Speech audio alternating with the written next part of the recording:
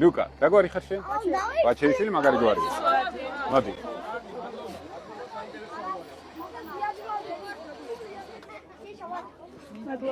მადლობა. შენ ახლა დევაძე ხარ? გონაძე. გორაძე. ხან ფეხბურთელი. ფეხბურთელი ხარ? რა გაწერია? ნახე გორაძეა. იცის. წარმატებები. თქვენ საიდან ხარ? მე ნაკარის ტელევიზია ხატმატებელია. კი. ეს შეხვედრა გაქვს. თუ შეიძლება ბავშვებმა ისმავლოთ. მე ცოტა ხანი მოусმინოთ და მე, კაი? ხო. ანუ პირველი შეხვედრა არის აჭარაში ხო დასაარჩევნო? არა, პირველი არ არის. არა, არც წინასაარჩევნოთ არ არის.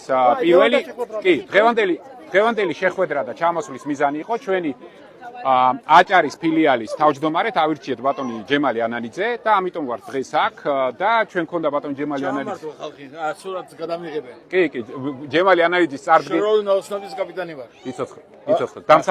დამსახურებული პროფესია. და ამიტომ ვართ აქ რა თქმა უნდა ამას საარჩევნო კონტექსტიც აქვს, დატვირთვაც აქვს. ეხლა რაღაც საქმე ოფისში ქონდა, ოფისში ვიმუშავოთ, ეხლა აქ მოსახლეობას ხვდები და ეს ყოველთვის გაგრძელდება.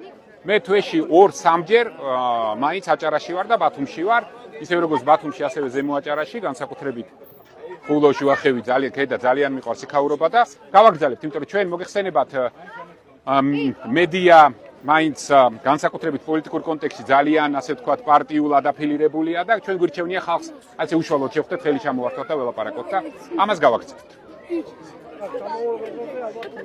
საომავლო გეგმების შემდეგი 100 დღის განმავლობაში არის არჩევნები.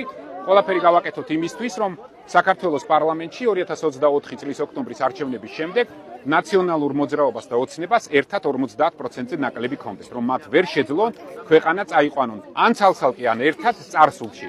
ჩვენ უნდა ვიაროთ წინ და ამისთვის საჭიროა რომ ერთი რადიკალური ძალა და მეორე რადიკალური ძალა, რომელიც ასე დაემსგავსა ნაციონალურ მოძრაობას, ბოლო წლებში განსაკუთრებით დავტოვოთ ისტორიაში, ჩავაბაროთ წარსულს.